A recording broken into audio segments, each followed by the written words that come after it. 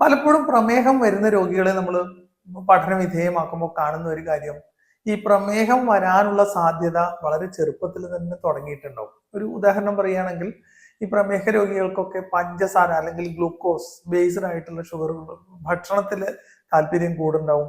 അങ്ങനെയുള്ളത് പെട്ടെന്ന് ശരീരത്തിൽ ദഹിക്കാനുള്ള ചാൻസ് അവർക്ക് കൂടുതലുണ്ടാവും. അങ്ങനെ പെട്ടെന്ന് ദഹിക്കുന്നത് കൊണ്ട് തന്നെ വയറിന് ഒന്നും കൂടി അങ്ങനത്തെ ഭക്ഷണങ്ങൾ സ്മൂത്ത് ആയിട്ടിരിക്കും.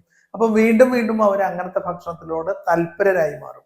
ഈ താല്പര്യം എന്തുണ്ടാവും, കുറച്ച് കഴിയുമ്പോൾ അവർക്ക് നല്ല സുഖകരമായ അവസ്ഥകൾ ഉണ്ടാവുകൊണ്ട്, നല്ല ആംബിയൻസും ഇതും ഒക്കെ ഉണ്ടാവുകൊണ്ട് മാനസികമായി ഈ ഒരു ഭക്ഷണം കഴിച്ചത് കൊണ്ടാണ് അത് കഴിഞ്ഞിട്ട് സുഖകരമായ ഒരു ഇത് കിട്ടിയത് എന്ന് വിചാരിച്ച് അതിനോട് ഒരുതരം അഡിക്ഷൻ പോലെ വരിക. അങ്ങനെ അങ്ങനെ നേരത്തെ തുടങ്ങിയ ഒരു പ്രോസസ് ആയിരിക്കും പ്രമേഹം എന്ന് പറയുന്നത്. പക്ഷെ മുതിർന്ന നമ്മുടെ മനുഷ്യരുടെ ഏറ്റവും വലിയ ഒരു പ്രത്യേകത എന്ന് പറഞ്ഞു കഴിഞ്ഞാൽ, നമ്മൾ വാസനകളുടെ പിന്നാലെ പോകുന്നതല്ല. നമുക്ക് നമ്മുടെ ശരിയായതും തെറ്റായതുമായ സാഹചര്യങ്ങളും ജീവിതത്തിലെ അഭിലാഷങ്ങളും മനസ്സിലാക്കാനും കൺട്രോൾ ചെയ്യാനും നമ്മുടെ വികാരങ്ങളെ നമുക്ക് നിയന്ത്രിക്കാനും വികാരത്തിനുപരി വിവേകത്തിനൊരു പ്രാധാന്യം കൊടുക്കാനും കഴിവുള്ളവരാണ് നമ്മൾ മനുഷ്യന്മാര്.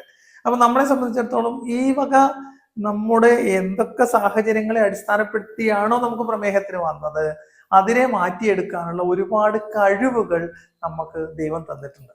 അപ്പോ ചില ചില കാര്യങ്ങൾ കോംപ്രമൈസ് ചെയ്യാനും, എന്നാൽ നേരത്തെ നമ്മൾ സൂചിപ്പിച്ച പോലെ ചില ചില ആഗ്രഹങ്ങൾ അതുപോലെ നിലനിർത്തിക്കൊണ്ട് ആഗ്രഹ സഫലീകരണത്തിന് വേണ്ടത്ര ചാൻസ് കൊടുത്തുകൊണ്ടും ആയിരിക്കണം നമ്മൾ പ്രമേഹ ചികിത്സ.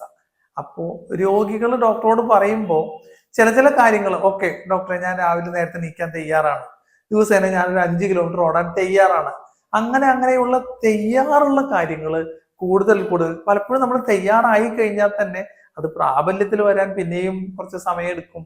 നമ്മൾ ഓടാൻ തയ്യാറാണെന്ന് പറഞ്ഞാൽ തന്നെ അങ്ങനെ ശരാശരി ഒരു മനുഷ്യൻ ഓടാൻ 5 കിലോമീറ്റർ ദിവസേന ഓടാവുന്ന ഒരു രീതിയിൽ എത്തണമെന്നുണ്ടെങ്കിൽ 1 കൊല്ലത്തിൽ കൂടുതൽ സമയം എടുക്കാറുണ്ടെന്ന്. പല പല കാര്യങ്ങളെ കൊണ്ട് നമുക്കത് നടപ്പിൽ വരുത്താൻ ചെറിയൊരു ഇനേർഷ്യ ഉണ്ടാവാറുണ്ട്.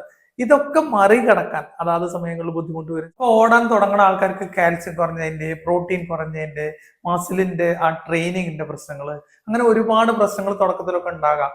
ഇത് അതാത് സമയത്ത് ഡോക്ടറോട് പറഞ്ഞ്, ഞാൻ നേരത്തെ പറഞ്ഞ പോലെ ഡയബറ്റിക് ഡയറി കീപ്പ് ചെയ്ത് ആ ഡയബറ്റിക് ഡയറിയിൽ എഴുതിക്കൊണ്ട് വന്ന് നമുക്ക് OP-യിൽ വെച്ച് പറയുമ്പോൾ അതിനുള്ള പ്രശ്ന പരിഹാരങ്ങൾ, നേരത്തെ പറഞ്ഞ പോലെ കാൽസ്യം കുറഞ്ഞാണെങ്കിൽ ചെറുതായിട്ട് കാൽസ്യം എടുക്കുക, അങ്ങനെ ഓരോരോ കാര്യങ്ങൾ നമ്മൾ ചെയ്തു തരുന്നതിനനുസരിച്ച് നമുക്ക് പഴയ ഫിറ്റ്നസ്സോട് കൂടി പ്രമേഹത്തെ കീഴടക്കാൻ കഴിയും.